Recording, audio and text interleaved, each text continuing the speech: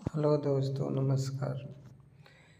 BSE limited ये इसमें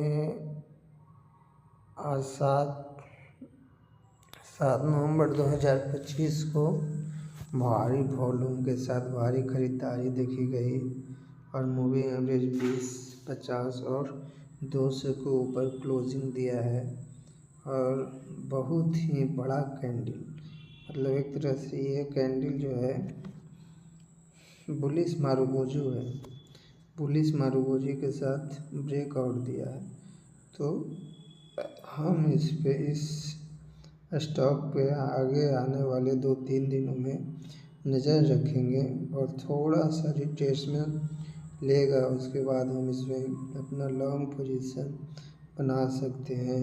और अपना जो टारगेट होगा लगभग 3000 के लगभग टारगेट होगा। नमस्कार।